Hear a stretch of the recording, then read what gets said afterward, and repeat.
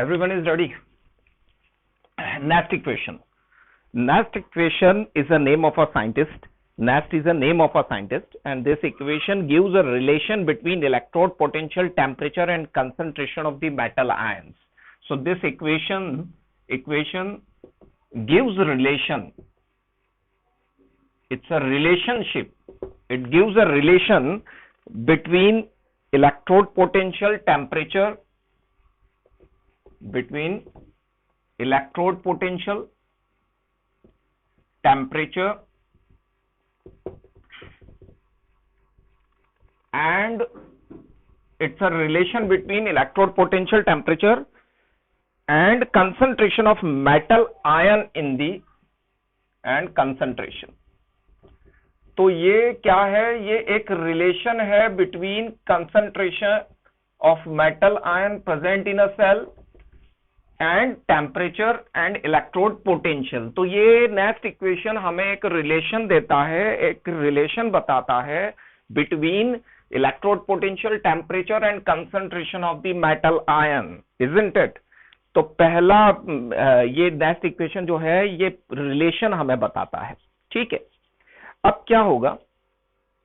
देखो भाई, हम यहां पर अगर इसको डिफाइन करेंगे, नेक्स्ट इक्वेशन को अगर हम फाइंड आउट करने लगे, तो देखो पहला काम तो ये है कि इस नेक्स्ट इक्वेशन को डिराइव करना. मगर डिराइव करने से पहले मैं एक नेक्स्ट इक्वेशन इसको रिप्रेजेंट ऐसे ही कर रहा हूं कि अगर कोई रिएक्शन हुई तो उसको नेक्स्ट इक्वेशन को लिखेंगे कैसे. ठीक है, मान लो सेल का इलेक्ट्रोड पोटेंशियल निकालना है, हमें ईएमएफ ऑफ अ सेल निकालना है. तो हम कैसे निकालेंगे ईएमएफ ऑफ अ सेल, या कोई भी इलेक्ट्रोड पोटेंशियल निकालना है, मतलब पोटेंशियल निकालना, सपोज ई. तो स्टैंडर्ड टेम्परेचर और प्रेशर पे जो ई होगा, this is called as electrode potential at standard temperature and pressure. Electrode potential at STP, और ये है electrode potential at different temperature and pressure. ठीक है, minus R T upon n F log base n. अच्छा, maths वाले तो log base N को जानते होंगे. प्रोडक्ट की कंसंट्रेशन अपॉन रिएक्टेंट की कंसंट्रेशन. प्रोडक्ट की कंसंट्रेशन अपॉन रिएक्टेंट की concentration. This is called as a next equation. मगर सर आपने यहां पर ये इलेक्ट्रोड पोटेंशियल को एट डिफरेंट टेम्परेचर प्रेशर और यहां पर इसको एट एसटीपी क्यों बोला? इसके पीछे बहुत बड़ा रीजन है, वही मैं आपको समझाने जा रहा हूं. देखो यहां पर आपको ये टेम्परेचर नजर आ रहा है, ये टेम्परेचर कुछ भी हो सकता है. तो जब ये टेम्परेचर वेरी करेगा तो ये वाला ईएमएफ भी वेरी करेगा. क्यों? क्योंकि ई डायरेक्टली प्रोपोर्शनल है टेम्परेचर के. मगर ये वाला जो ईएमएफ है ये ऑलरेडी कैलकुलेटेड है, और ऑलरेडी कैलकुलेटेड है तो ये वाला एट एसटीपी कैलकुलेटेड है. अब यहां पर मैंने यहां पर सेल इसलिए नहीं लिखा क्योंकि ये पोटेंशियल हम किसी और चीज में भी देख सकते हैं, बैटरी में भी देख सकते हैं, और चीजों में भी देख सकते हैं, और सेल में भी देख सकते हैं. मगर यहां पर क्योंकि हम इलेक्ट्रोकेमिकल सेल की स्टडी कर रहे हैं, तो अब इस फॉर्मूले को अपन ऐसे भी लिख सकते हैं. क्योंकि हम इलेक्ट्रोकेमिकल सेल के लिए लिख रहे हैं तो हम इसको ऐसे लिख सकते हैं, सेल लिखकर यहां पर मेंशन कर देंगे बस सेल. इसका मतलब होगा कि हम इलेक्ट्रोकेमिकल सेल के लिए बात कर रहे हैं. तो ये रिप्रेजेंटेशन का एक मेथड है, बस बताने के लिए कि भैया ये वाली रिएक्शन तो, ये वाला फॉर्मूला तो कॉमन है, और ये वाला फॉर्मूला फॉर इलेक्ट्रोकेमिकल सेल है. ये बात समझ में आई नहीं आई? बोलो. और ये वाली बात समझ में आई नहीं आई? At different temperature and pressure, और ये EMF at standard temperature and pressure. अरे बहुत बेसिक बात है ना. अभी दोबारा से ये वापस आऊंगा मैं. कब आऊंगा? अभी रुक जाओ. हाँ वही दोबारा ही बता रहा हूं मैं, एक सेकंड रुको. देखो मैं एक बात बता रहा हूं यहां पर, ये क्या है? EMF of a cell. This is called as EMF या इलेक्ट्रोड पोटेंशियल, दोनों में से कुछ भी बोल सकते हैं. ईएमएफ या electrode potential of a cell, मगर at different temperature and pressure. कब है ये? At different temperature and pressure. जबकि ये वाला क्या है? ये वाला जो है वो ईएमएफ है at constant temperature and pressure. अब क्या होगा, जैसे आपको न्यूमेरिकल दिया जाएगा ना, तो न्यूमेरिकल के अंदर इसको तो आपको कैलकुलेट करना पड़ेगा और इस वाले को आपको अलग तरीके से कैलकुलेट करना पड़ेगा। अब मुझे आप लोग बताओगे, याद है ये इसका फॉर्मूला आपको ऑलरेडी आप डिस्कस कर चुके हो। स्टैंडर्ड टेम्परेचर एंड प्रेशर पे ईएमएफ निकालने का क्या फॉर्मूला था हमारा? उस फॉर्मूले से ये निकलेगा। कौन? हाँ हाँ, दैट इज स्टैंडर्ड टेम्परेचर और प्रेशर पे ई नॉट सेल निकालने का जो फॉर्मूला था वो था E right minus E left, isn't it? तो वो फॉर्मूला यहां पर काम आएगा, उससे इससे कैलकुलेट करके यहां पुट करेंगे और फिर ईएमएफ निकालेंगे। तो एक बात का यहां पर ध्यान रखना है कि ये वाला जो ईएमएफ होता है ये होता है at standard temperature and pressure. जब टेम्परेचर कांस्टेंट ना हो, जब टेम्परेचर कांस्टेंट ना हो, टेम्परेचर बदल जाए तो ईएमएफ अलग अलग आता है। ये वाली बात समझाना चाह रहा था मैं आपको। बात समझ में आई नहीं आई एवरीवन?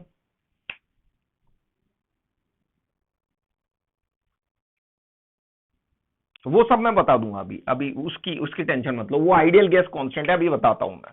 चलो अब देखो यहां पर क्या चीजें हैं बता दूं मैं। ईएमएफ ऑफ अ सेल, ये स्टैंडर्ड टेम्परेचर और प्रेशर पे EMF of a cell. R is a gas constant और इसकी वैल्यू ली जाती है, इसकी वैल्यू ली जाती है 8.34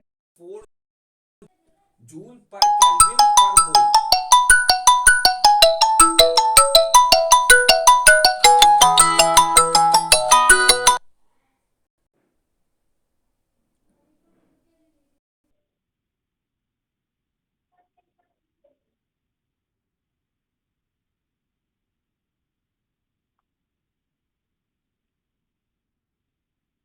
ठीक है, तो ये जो ली जाती है इसकी वैल्यू आर की, वो ली जाती है 8.314 जूल पर केल्विन पर मोल। यहां पर टी है टेम्परेचर, अब वो टेम्परेचर केल्विन में लिया जाएगा, ये तो आपको ऑलरेडी पता है, हमेशा कैलकुलेशन में टेम्परेचर केल्विन में लिया जाता है। Number of electrons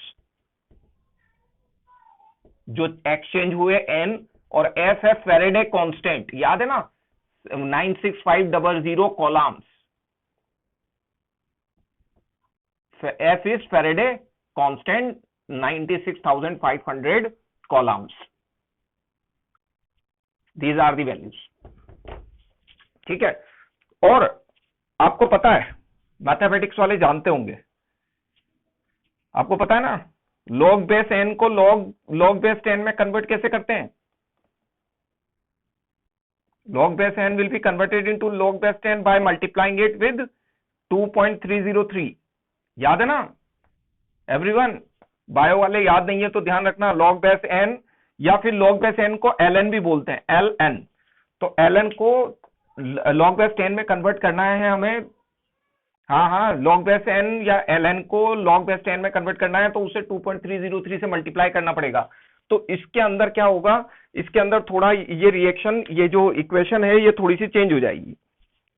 got it? Understood?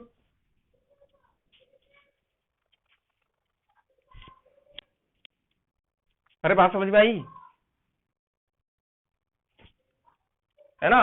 अब है ना, आप में से किसी ने भी नहीं पूछा मुझसे, मैं भी क्यों बताऊं भाई, पूछोगे बिना पूछे तो। वो कहावत सुनिए ना, घर में मम्मी बोलती है ना कि बच्चा रोता नहीं है, ना ना ना ना, बच्चा रोता नहीं है तो उसको माँ भी है ना दूध नहीं पिलाती, तब तक बोतल में दूध रखा ही रहता है जब तक कि वो बच्चा रोना शुरू ना कर दे। जब रोना शुरू करता है तब आप बोतल ले जाके देते हो उन्हें कि बेटा पी ले, इजंट इट? तो यहाँ पर ये इक्वेशन, ये रिएक्शन, ये आप में से किसी ने नहीं पूछा कि सर आपने डायरेक्ट ये तो बता दी कि EMF is equal to E not minus R T upon n F log base n product upon reactant, ये आया कहाँ से?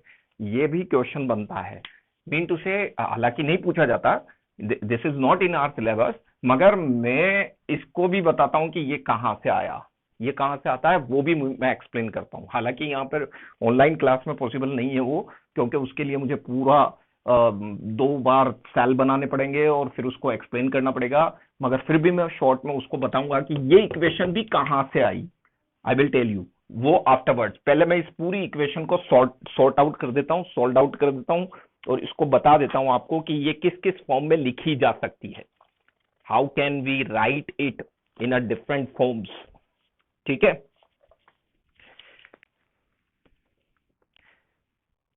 ठीक है ना। अब देखो, इस इक्वेशन को एक तरीके से और लिख सकते हैं। कैसे लिख सकते हैं? अगर इसको हम पूरा कैलकुलेट कर रहे हैं, अब देखो आर की वैल्यू आपको ऑलरेडी पता है, ये रही 8.314। आपको एन की वैल्यू नहीं है मालूम, एन की मालूम नहीं है, और एफ की वैल्यू आपको मालूम है, एफ की भी कांस्टेंट है, एफ की भी क्या है, कांस्टेंट है। तो इन सब की वैल्यूज आपको पता है, तो आप इसको कैलकुलेट कर सकते हो। और ये मान लो, अगर आप ये मान लो कि टेम्परेचर को भी आप कांस्टेंट कर दो, अगर नहीं करते हो तब तो अलग है, मगर मान लो आप टेम्परेचर को भी 298 केल्विन ले लेते हो, 27 डिग्री सेल्सियस, तो फिर इस पूरी को कैलकुलेट कर लो तो इक्वेशन क्या बनती है। तो इफ, यहां पर एक इक्वेशन नहीं बन जाएगी, if we put R F and T 298 kelvin, तो इक्वेशन क्या बनेगी? वो इक्वेशन बनेगी E cell is equal to E not cell minus 0.059 upon n log base 10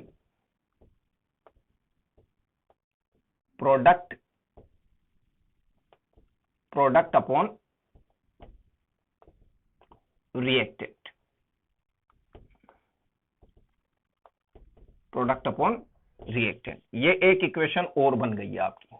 इसमें कोई कंफ्यूजन हो तो बोलो। हमने यहां पर log बेस n की वैल्यू भी पुट कर दी है। log बेस n की वैल्यू क्या है? log बेस n की वैल्यू है 2.303 log बेस 10, वो भी पुट कर दिए, r की वैल्यू पुट कर दी, t की 298, f की 96500, इन सब वैल्यूज को पुट किया हमने, मतलब इन सब वैल्यूज को पुट कर दिया हमने, 8.314, इसकी 298 और f की 96500, और इसको कैलकुलेट किया और इस log बेस n की पुट कर दी 2.303 log बेस 10। ये सारी वैल्यूज पुट कर दी तो हमें ये वाली इक्वेशन मिल गई। ये भी नेस्ट इक्वेशन कहलाती है। This is also nest equation. बात समझ में आ गई? कोई दिक्कत इसको कैलकुलेट करने में? अब कैलकुलेशन आप चेक कर लेना, you can check at calculation की कैलकुलेशन गलत है या सही, वो एक अलग मैटर है। ठीक है, यहां तक समझ में आ गया?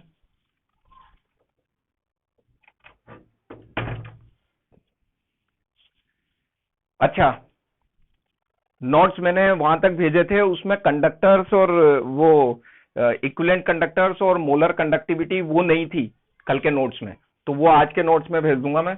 आज पूरे चैप्टर की पीडीएफ मैं आपको कंप्लीट करके भेज दूंगा, पूरे नोट्स की complete notes you will get for electrochemistry. उसको आप अपने हाथ से कॉपी में लिखना। एक बात का ध्यान रखना, आप ये नोट्स अपने हाथ से खुद लिखना, अदरवाइज आपको कोई बेनिफिट नहीं होगा। there is no benefit of having a notes as a PDF, there is no use of the PDF। आपका पीडीएफ होना ना होना बराबर है, ऐसे तो मैटर आपको नेट पे खूब मिल जाएगा, isn't it? मगर वो मैटर जो मैंने दिया है आपको, it's a best theoretical matter, और उस थ्योरेटिकल मैटर को जब तक आप लिखोगे नहीं अपने हाथ से तब तक समझ में नहीं आएगा। और एक बात बता दूं, लेक्चर लेने के बाद अगर बच्चा लिख लेता है ना, तो वो ऑल टाइम फीड हो जाता है उसके माइंड के अंदर। Got it? क्योंकि उसके सारे सेंसेस यूज में आ चुके हैं, उसने सुन भी लिया है, उसने लेक्चर देख भी लिया है, उसने लेक्चर पढ़ भी लिया है, और उसने फिर हाथ से लिख लेता है, तो चार सेंसेस उसके यूज में आ जाते हैं। तो 4 सेंसेस के बाद कोई भी चीज भूल नहीं सकता बच्चा। तो आप एक बार उसको अपने हाथ से लिख लोगे, you will able to understand. अब यहां कोई क्वेश्चन? क्यों? क्योंकि इसके आगे बढ़ रहे हैं हम, इसको भी कैलकुलेट करेंगे। रेडी?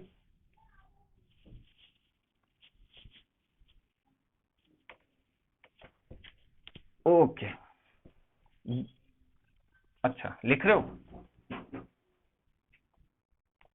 अब मैं नोट्स दे दूंगा बेटा, ये सब लिखा हुआ है उसमें नोट्स में, आप तो समझ लो बस, क्योंकि टॉपिक बहुत लंबा है, इसमें बहुत सारी चीजें हैं। मैं चाह रहा हूं आज आपको वो पूरा ये इक्वेशन कहां से आई वो भी बता दूं। थोड़ा सा टाइम तो लगेगा, मगर वो इक्वेशन कहाँ से आई वो भी बता दूंगा आपको। अगर नहीं बता पाया तो फिर मैं अलग से तो 5-7 मिनट का वीडियो अलग से बना के और आपको सेंड कर दूंगा, उसमें भेज दूंगा वो। अगर हो गया हो सका भी तो दिखा दूंगा मैं कहाँ से बना ये, कहाँ से आई इक्वेशन। ठीक है।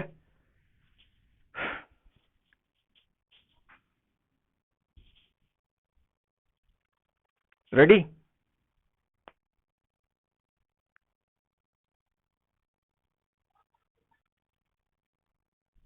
चलो देखो, यहां तक तो हमने कर लिया। अब ये प्रोडक्ट और रिएक्टेंट। अब मुझे एक बात बताओ, मान लो हम ये इक्वेशन, ये वाली इक्वेशन हम किसी एग्जाम्पल पे अप्लाई कर दें। जैसे फॉर एग्जाम्पल हमारा एग्जाम्पल था जिंक वाला। Zinc copper sulphate gives zinc sulphate plus copper. ठीक है। अब आपको पता है ऑक्सीडेशन होता है प्रोडक्ट, मतलब जिंक का हो रहा है ऑक्सीडेशन, इजंट इट? और ऑक्सीडेशन प्रोडक्ट क्या है? जिंक। ऑक्सीडाइज होकर किस में कन्वर्ट हुआ? जिंक। Zn+2 में, पता है ना? Zn जो है वो Zn+2 में कन्वर्ट हो गया है, याद है ना? और कॉपर जो है वो कॉपर+2 जो है वो कॉपर में कन्वर्ट हो गया है। ये तो समझते ही हो आप। अब प्रोडक्ट अपॉन रिएक्टेंट का मतलब यहां पर क्या होगा? अगर कोई इक्वेशन आपको दी जाए तो फिर फॉर्मूला कैसे बनेगा, मतलब इस इक्वेशन को किसी भी रिएक्शन पे अप्लाई करने का तरीका क्या होगा? तो अगर इस इक्वेशन का आपको ईएमएफ निकालना है तो E cell will be equal to E not cell,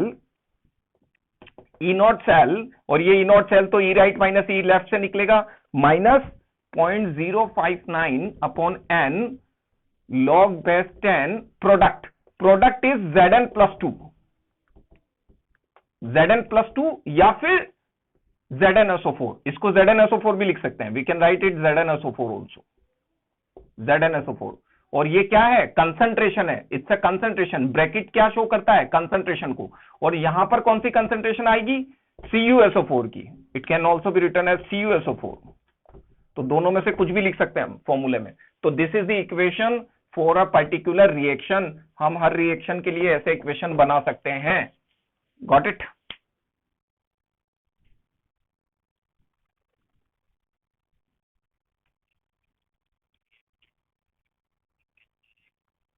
कोई भी रिएक्शन जो होगी ना वो रेडॉक्स रिएक्शन होगी बेटा। और रेडॉक्स रिएक्शन में आपको पता है ऑक्सीडेशन और रिडक्शन दोनों होता है। ऑक्सीडेशन जिसका होता है उसका ऑक्सीडेशन प्रोडक्ट राइट साइड पे होता है, और जिसका रिडक्शन होता है उसका रिडक्शन प्रोडक्ट राइट साइड पे होता है। तो यहां पर हमने प्रोडक्ट अपन रिएक्टेंट लिखा है, तो प्रोडक्ट क्या बना है? ऑक्सीडेशन का प्रोडक्ट, जिंक का प्रोडक्ट बना है ZnSO4, इसलिए हमने प्रोडक्ट में लिया ZnSO4। और रिएक्टेंट में क्या है? कॉपर, क्योंकि कॉपर क्या हुआ है? रिड्यूस। तो जो ऑक्सीडेशन होता है उसको ऊपर लिखते हैं और रिड्यूस जो होता है उसको नीचे लिखते हैं। वैसे यहां पर सर इसका मतलब तो ये हुआ कि प्रोडक्ट की जगह हम ये भी लिख सकते हैं ऑक्सीडेशन प्रोडक्ट, और रिएक्टेंट की जगह लिख सकते हैं रिडक्शन प्रोडक्ट, इजंट इट? हाँ लिख सकते हैं, ऊपर ऑक्सीडेशन का प्रोडक्ट और नीचे रिडक्शन का प्रोडक्ट। मतलब जिसका ऑक्सीडेशन हुआ वो लिखेंगे और नीचे जिसका रिडक्शन हुआ उसको लिखेंगे। Got it?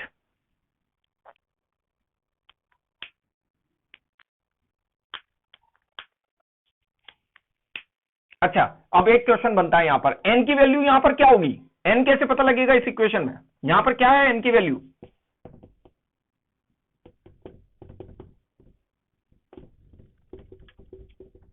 हाँ बताओ, नंबर ऑफ इलेक्ट्रॉन कितने इन्वॉल्व हैं इसके अंदर? 2। Very good. तो 2 आएगी इसकी वैल्यू, तो equation will be formed, will be this. Sir Rohit मेरे दिमाग में है ना, जो तेरे दिमाग में क्वेश्चन आ रहा है ना, तो वो मेरे दिमाग में भी आ रहा है। पूछूं? एवरीवन, सबके दिमाग में आ रहा है, पूछा किसी ने नहीं है। खाना पूरा खाते हो, काम पूरा नहीं करते हो। क्यों नंदिनी, आ रहा है ना दिमाग में?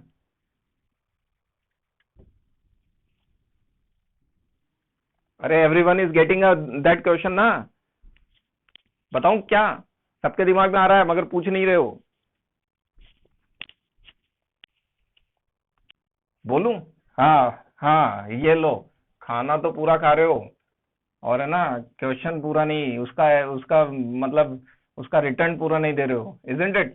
चलो देखो देखो, देखो मैंने यहां पर क्या लिखा, यहां प्रोडक्ट अपॉन रिएक्टेंट लिखा था नहीं लिखा था? लिखा था। प्रोडक्ट का मतलब तो सर ये होता है कि कोई भी रिएक्शन हुई तो प्रोडक्ट अपॉन रिएक्टेंट। तो आप तो सीधा सीधा चलो ना सर, प्रोडक्ट अपॉन रिएक्टेंट। आपने तो घुमा डाला, यहां पर डायरेक्ट आपने Zn+2 और Cu+2 पुट कर दिया और आपने कह दिया सर ऑक्सीडेशन, आपने एक फॉर्मूला और बना दिया कि ऑक्सीडेशन अपॉन रिडक्शन आएगा भैया, यहां पर ऑक्सीडेशन का प्रोडक्ट अपॉन रिडक्शन का प्रोडक्ट। सर ऐसे तो बहुत कंफ्यूज हो जाएंगे, कितने फॉर्मूले याद करेंगे? प्रोडक्ट अपॉन रिएक्टेंट, इसी को समझा दो ना सर। प्रोडक्ट अपॉन रिएक्टेंट का मतलब तो ये हुआ ना कि पूरा प्रोडक्ट अपॉन पूरा रिएक्टेंट, इजंट इट? ये क्वेश्चन सबके दिमाग में चल रहा था ना, कि अचानक ये कहां से आ गए?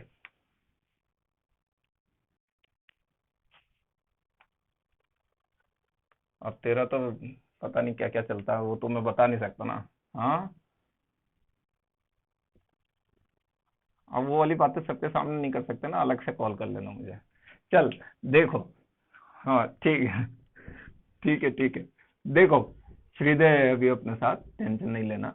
देखो यहाँ पर क्या है, अब आप जैसे समझ रहे हो ना, चलो हम ये मान लेते हैं फॉर अ सेकंड कि आप प्रोडक्ट अपन रिएक्टेंट ही समझे, हम तो प्रोडक्ट अपन रिएक्टेंट ही डालेंगे। सर हमें हमें हमारी समझ थोड़ी कम है, हम तो इसको प्रोडक्ट और रिएक्टेंट ही मानेंगे सर, और इसको प्रोडक्ट और रिएक्टेंट करके ही पुट करेंगे। चलो आप मान लो इसको प्रोडक्ट और रिएक्टेंट ही मान लो, आप तो प्रोडक्ट को आप इतना तो जानते ही हो कि राइट साइड वाला पूरा क्या होता है? प्रोडक्ट, और लेफ्ट साइड वाला क्या होता है? पूरा रिएक्टेंट। तो अपन तो प्रोडक्ट अपन रिएक्टेंट ही पुट कर देते हैं। चलो ठीक है, हम तो यही मान लेते हैं कि प्रोडक्ट अपन रिएक्टेंट ही है, और मैं तो सर आपका रूल नहीं मान रहा हूं, और मैं तो यहाँ पे पूरा प्रोडक्ट अपन रिएक्टेंट ही पुट करूंगा। चलो मैंने आपकी बात मान ली और मैंने पूरा रिएक्टेंट और प्रोडक्ट ही पुट कर दिया। मैं तो सीधा सीधा चल रहा हूं, और वो है 0.059 upon n log base 10 product.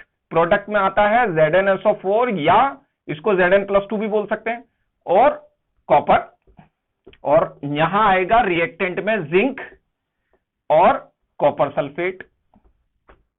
Isn't it? होगा नहीं होगा?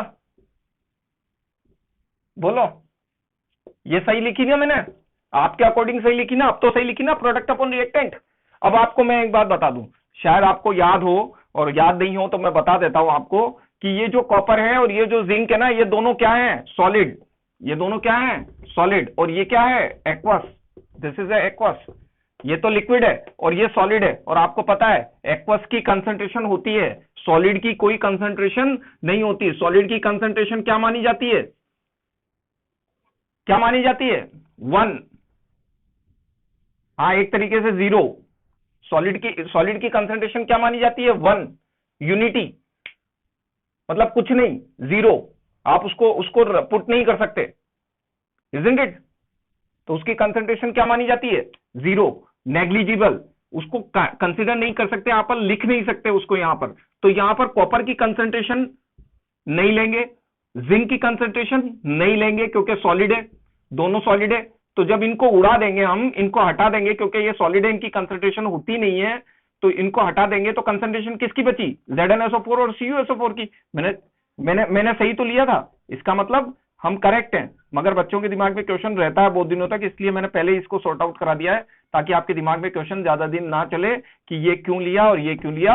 बिकॉज हमें कंसंट्रेशन जिंक Zn+2 और CuSO4 की ही होती है कंसंट्रेशन, इसलिए हमने वो ही लिया है डायरेक्ट। ठीक है, बात समझ में आ गई सबको?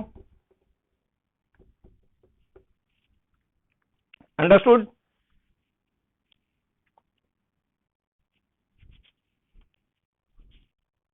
चलो, अब एक फॉर्म और है इसकी नेक्स्ट इक्वेशन की, जो कि लास्ट फॉर्म है, और वो भी हम इसके साथ में कर लेते हैं। और वो फॉर्म क्या है कि मान लो इक्वेशन में जो है वो आपको दे दिया, मान लो कोई इक्वेशन दे दी आपको बड़ी लंबी सी, और उसमें बहुत सारी चीजें हैं, ए है, बी है, सी है, डी है, इस तरीके से दे दी, और आपको निकालना है E cell, EMF of a cell. तो आप क्या करोगे, इसके अंदर वही फॉर्मूला लगाओगे और वही 0.059 अपॉन n, और यहां पर log base 10। अब देखो फॉर्मूला तो वही है, प्रोडक्ट अपॉन रिएक्टेंट, हम वही लगाएंगे जो पहले लगाया था हमने, प्रोडक्ट अपॉन रिएक्टेंट। मगर प्रोडक्ट में यहां पर क्या है, कंसंट्रेशन जो है विद स्टोक्योमेट्री आपको विद ऑर्डर लिखनी है कंसंट्रेशन। तो यहां पर सी की कंसंट्रेशन कितने टाइम्स है, सी टाइम्स, डी की कंसंट्रेशन डी टाइम्स, स्टोक्योमेट्री देखो बी की कंसंट्रेशन बी, ए की कंसंट्रेशन ए टाइम्स। तो यहां पर स्टोक्योमेट्री भी आपको मेंशन करनी पड़ेगी, प्रोडक्ट अपॉन रिएक्टेंट की कंसंट्रेशन। बात समझ में आई नहीं आई? अगर ये नहीं आई हो तो बोलो। मतलब आपको कोई इक्वेशन ऐसी दे रखी है जिसमें स्टोक्योमेट्री भी इन्वॉल्व है, तो उसकी स्टोक्योमेट्री भी पुट होगी कंसंट्रेशन के अंदर। ये एक और इक्वेशन बन गई which is the last reaction of a nest equation. Okay, हाँ बोलो, हाँ बोलो बोलो। ना ना ना, अभी अभी रुको। अभी हम हमें हमें इसका कैलकुलेशन और इसकी न्यूमेरिकल करने के लिए भी बहुत ज्यादा हुनर की जरूरत है। क्यों? क्योंकि इसका न्यूमेरिकल बड़ी आसानी से सॉल्व नहीं होता है। It's a very typical one. क्यों? क्योंकि रिएक्शन में घुमा सकता है वो, आपको एन की वैल्यू में घुमा सकता है वो, आपको EMF of a cell at a standard temperature and pressure ना देकर घुमा सकता है वो। तो पहले आपको ई नॉट सेल फाइंड करना पड़ेगा, फिर उसके बाद ईएमएफ ऑफ सेल फाइंड करना पड़ेगा। तो इसमें बहुत सारे घुमाने के तरीके हैं। तो मैं सारे टाइप के न्यूमेरिकल, अभी बहुत लंबा चलेगा ये लेक्चर, बहुत मींस ये टॉपिक सबसे लंबा है नेस्ट इक्वेशन। तो अभी इसके 3 टाइप के 4 टाइप के न्यूमेरिकल करेंगे हम हर फॉर्मूले पे। आज तो मैंने 3 फॉर्मूले बताए हैं बस आपको। पहला फॉर्मूला क्या था? EMF E cell is equal to E not cell, और फिर R T upon n F log base n product upon reactant. फिर दूसरा वाला ऑक्सीडेशन अपॉन रिडक्शन प्रोडक्ट। फिर तीसरा वाला आपके ये ए बी सी वाला। ये 3 इक्वेशंस मैंने आपको 3 तरीके से लिखवा दिए। अब आपको क्वेश्चन में क्या दिया जाता है उसके अकॉर्डिंग अपन फॉर्मूला अप्लाई करेंगे। मगर उससे पहले मैं आपको, अगर आप समझ जाओ, मगर अब 5 मिनट बचे हैं, चलो मैं आपको 3-4 मिनट का एक वीडियो बना के आपको डालूंगा अभी थोड़ी देर में, जिसके अंदर मैं आपको ये बताऊंगा कि ये जो इक्वेशन आई है E cell is equal to E not cell minus R T upon n F log base n product upon reactant, ये आई कहां से, ये कहां से मिली हमें, ये कहां से ऑब्टेंड हुई, ये मैं अलग से आपको सेंड करूंगा। ठीक है? अब यहां तक कोई क्वेश्चन हो तो बोलो, वरना होच पोच हो जाएगा। एक साथ सारी चीजें नहीं करा सकते, इट्स वेरी डिफिकल्ट। तो अब आगे यहां तक तो समझ में आ गया? चलो वेरी गुड।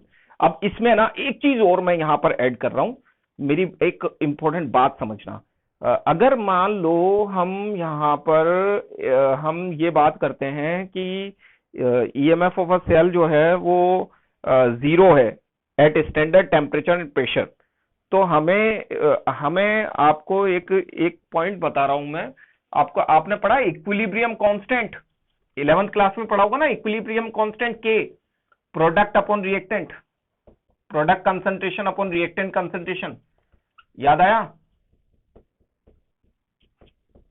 अगर आपको पता हो तो, 11th में आपने थोड़ा सा भी ध्यान दिया हो तो, इक्विलिब्रियम कांस्टेंट एक टर्म होती थी के, और उस के का फॉर्मूला होता था प्रोडक्ट की कंसंट्रेशन अपॉन रिएक्टेंट की कंसंट्रेशन। अब मुझे बताओ, ये प्रोडक्ट की कंसंट्रेशन अपॉन रिएक्टेंट की कंसंट्रेशन कहां है हमारे पास फॉर्मूले में? ये रही, product upon reactant concentration, product upon reactant concentration. तो हम यहां पर log base 10 की जगह पे के पुट कर सकते हैं। तो हमारा फॉर्मूला क्या हो जाएगा? एक नया फॉर्मूला बन गया के लिए, E cell is equal to E not cell.